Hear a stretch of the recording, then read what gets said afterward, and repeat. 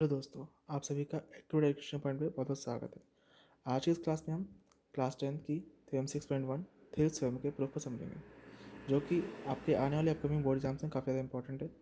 कभी कभी ये थ्योरम सीधे एग्जाम में डायरेक्टली पूछी जाती है या फिर बेस क्वेश्चन पूछ जाते हैं। तो इस थ्योरम को प्रूफ करने से पहले इसको हम एक बार रीड कर लेते हैं। तो थ्योरम क्या बोलती है? If a line is draw parallel to one side of a triangle to intersect the other two sides in distinct points, the other two sides are divided in the same ratio।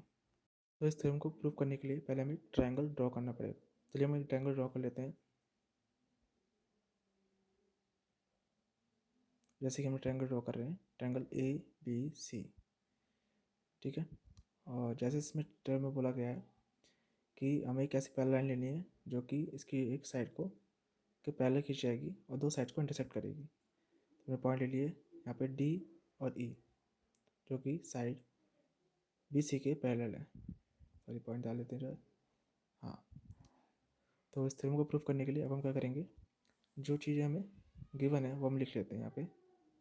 जैसे given हमें दिया हुआ है D E parallel है B C के,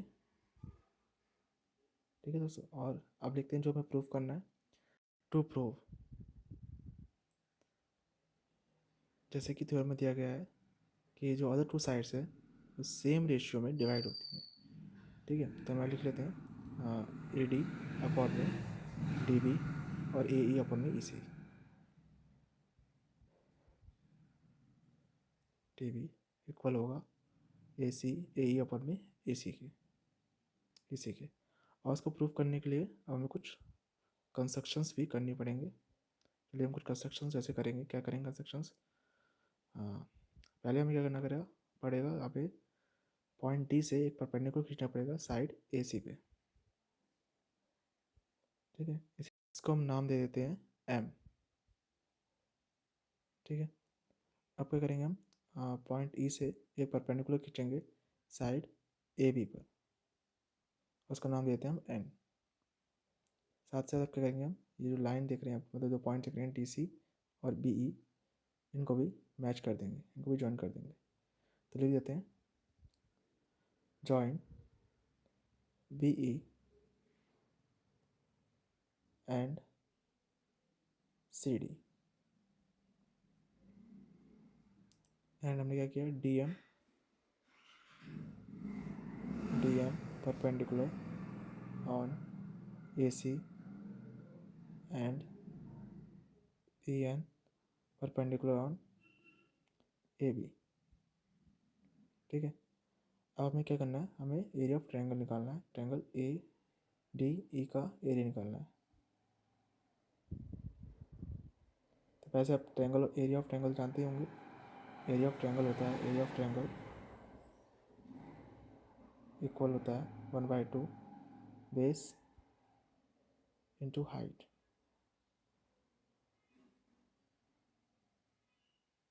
ठीक है। तो area of triangle A D E जो होगा वो होगा 1/2, इसमें आपका बेस है ए डी और हाइट है आपकी ई एन, ठीक है। इससे हम triangle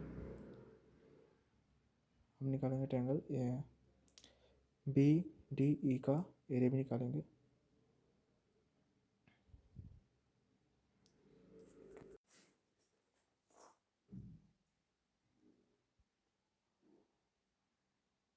D area of triangle D E B,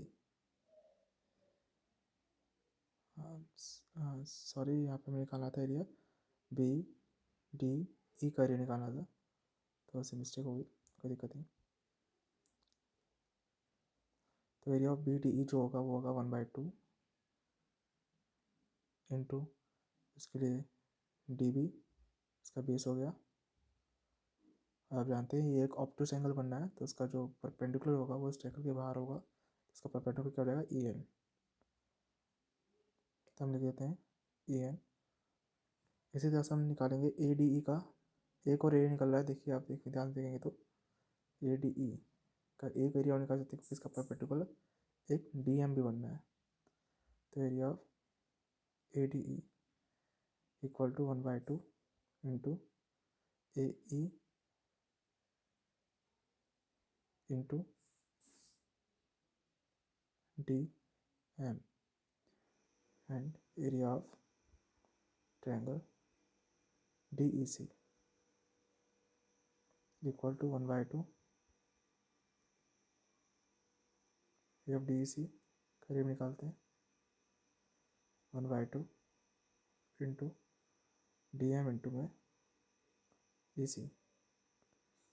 ठीक है दोस्तों, अब क्या करेंगे हम इसमें आगे देखिए, हम जो ट्रायंगल बने हमारे इन दो ट्रायंगल्स के एरिया का रेशियो निकालेंगे।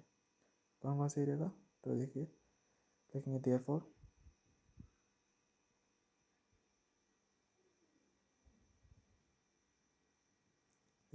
Area of triangle ADE upon में एरिया ऑफ ट्रायंगल BDE का रेशियो निकलेगा, वो क्या निकलेगा 1/2 into AD into EN upon में 1/2 इंटू DB इंटू EN से EN कट जाएगा, 1/2 से 1/2 कट जाएगा, बचेगा AD अपॉन में DB। ये बन गया आपकी क्वेश्चन 1। इससे सम निकालेंगे एरिया ऑफ ADE अपॉन में area of triangle DEC, sorry triangle से बना दे, equal 1/2 into AE into DM upon में 1/2 DM इंटू EC। DM से DM कट गया, 1/2 से 1/2 कट गया, बचा गया AE अपन में EC। ये बन गया आपकी क्वेश्चन 2। जैसे कि आप देख पाएंगे, जैसे भी मैं आपको फिगर दिखाते हैं एक बार, या ऊपर देखते हैं फिगर में ट्रायंगल में, तो यहाँ पे क्या दिया हुआ है, जो ट्रायंगल बनना है आपका BDE और ट्रायंगल DEC, दोनों ट्रायंगल जो है दोनों का बेस सेम है और दोनों के दोनों दो पैरेलल लाइंस के पीछे बने हैं। जैसे हम पीछे पहले पढ़ चुके हैं कि पैरेलल के पीछे बने हुए और दोनों का बेस अगर सेम हो, दोनों का एरिया सेम होता है। तो क्या लिखेंगे, triangle BDE and triangle DEC are on same base DE and between the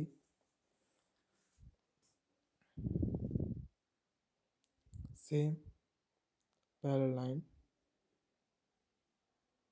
BC and DE, BC and DE।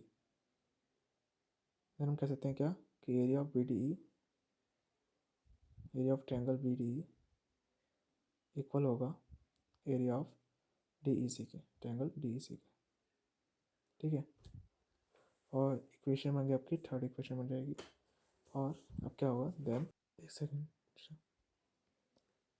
अब देखिए, then from equation 1 from 1, 2 and 3, 1 and 2 and 3 equation से क्या करेंगे हम, ये प्रूफ हो जाता है कि आप कि AD अपॉन में DB इक्वल होगा AE अपॉन में EC के। और ये चीज़ में प्रूफ करनी थी, तो हम लिख सकते हैं कि ये जो थी हमारी प्रूफ हो गई, हैंस प्रूफ